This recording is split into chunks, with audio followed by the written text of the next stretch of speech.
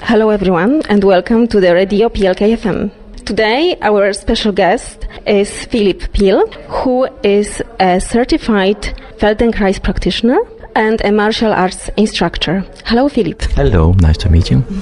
I would like to ask you a few questions. You have traveled around Europe and you taught women about self-defense, how to protect and how to be safe. What has actually inspired you to do it? Actually, the first time I was in Sweden, I saw that they had women self-defense, and somehow I got inspired and I asked my own instructors. This is like maybe 12, 13 years ago, and then they said, yeah, why not? We should have a women course, and then maybe we can have the balance of men and women in the dojo. Actually, the start was to get women into the dojo to attract more women. That was the idea, yeah. So we had one idea to learn women to protect themselves, and the other second idea was to get more women to the dojo, so we have balance of men and women. The idea was kind of spontaneous. Yeah, it was kind of spontaneous and inspired by one woman called Sheila Haddad, and then we started teaching women at the dojo, having only women for a course of self-defense for a longer period, and so I did it altogether. I've done it for 8 years. And then later we were contacted by someone who, I mean, the whole idea about learning and teaching women self-defense is evolving, and I'm growing into it more and more. And then in the end, I started to teach women who has been beaten and raped and in prostitution, who are fragile human beings. They're not so easy to teach. So I had to find out how to teach these women. And then I thought about using this method of the Feldenkrais. Yeah. Philipp, so what techniques are involved in it? What I put together is what I have from different teachers. My teacher in my Budo, my martial arts, Bujinkan, my master, Masaki Hatsumi, and then my teacher in Denmark, Michael Scherling, and then my mentor in teaching women is Sheila Haddad, and then my Feldenkrais teacher. And everything is put together, so I was investigating this and that, and then I found out how can I teach women in the shortest way possible, and then my military background, how can you infuse in the nervous system a big impact so you can use it very fast. And this is what I made together. Could you describe the Feldenkrais method? Why are you actually using it?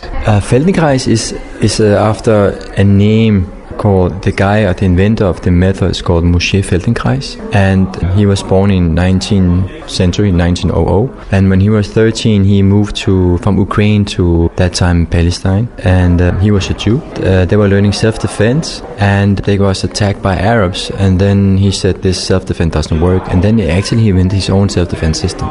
Later he met the founder of judo, Chikao Kano, so his whole experience about movement came from judo. And later his engineer mind also was investigating how is children involving their nervous system from 0 to 12 months. So you could say in a popular way that Feldenkrais is the essence of movement.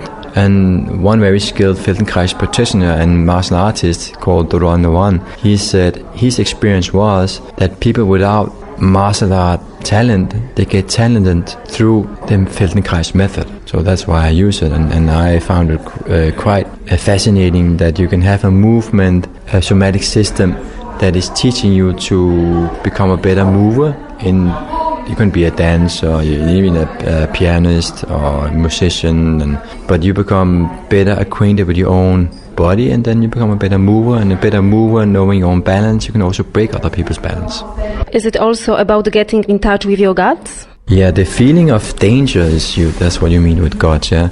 I mean, the whole thing about Feldenkrais is concerned about the pelvic area. So the pelvic is very connected to what we call about hara or dantian, which is this balance point, the 4 fingers under the navel, and that is also connected to our second brain, which is our guts or stomach feeling, and that is the one that we call sake feeling in our martial art, which is the danger feeling. Something's wrong and you don't go down the street, and this is the actual self-defense, is to avoid the danger, yeah. And when it's physical, it's brutal and hard, yeah. But the gut feeling is the one that you listen to your inner voice and not listen to the brain about being a nice girl or a nice boy and I should behave like this or that. But you listen to your stomach feeling that something is actually wrong and you don't do this or that, yeah. Do you also agree that most powerful part of a woman's body is her voice? A voice. It's good to have a strong voice, but you mean to say no, or what do you mean by but it's most powerful?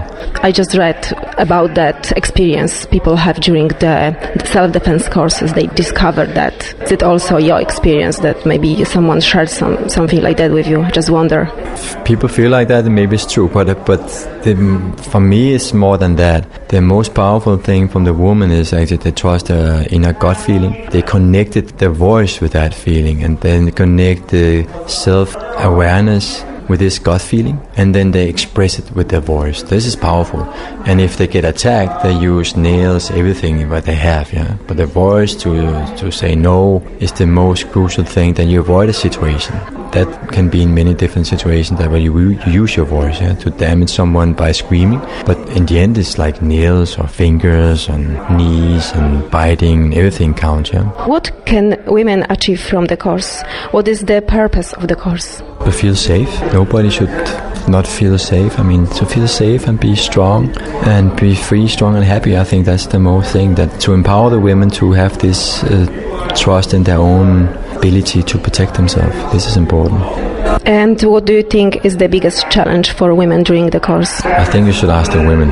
When you travel and observe women in Europe, what are the differences in their needs in relation to the self-defense issues?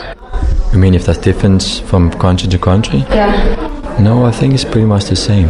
I think the first thing is actually what you said about the voice before, is that to use your voice to say no and not and knowing your own borders is quite difficult, because you have to be a nice girl and behave like in a certain way.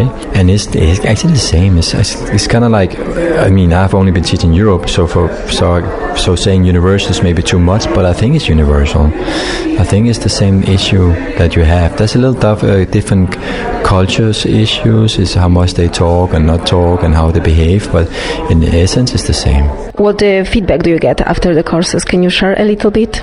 If it's possible, of course. Well, for me it's mind-blowing, and it makes me keep going. All this feedback that I get, that it changed their life, and they trust their own power. They actually get more feminine. They thought they go more masculine, but it's the opposite. They trust their power, so they actually become more feminine, and they get more strong, they get more free, they get more happy, they get more powerful in their job or at home, and the men put themselves together and start doing push-ups or whatever. A lot of things happen. It's very interesting. Is 1 weekend enough to learn about self-defense?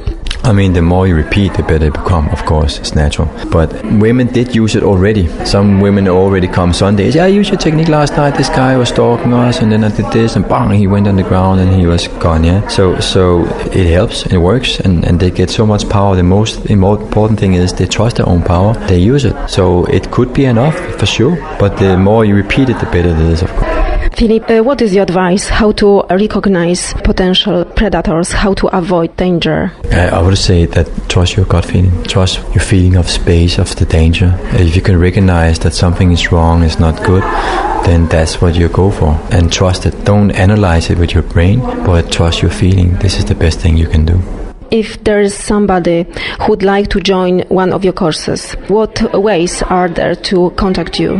I think the best way is to go on Facebook and look at my page called Better Moves, and then you can send me a personal message or write me an email, whatever. Would you like to add anything? Yeah, stay safe, be aware. Thank you, Philipp. Thanks so much. Welcome.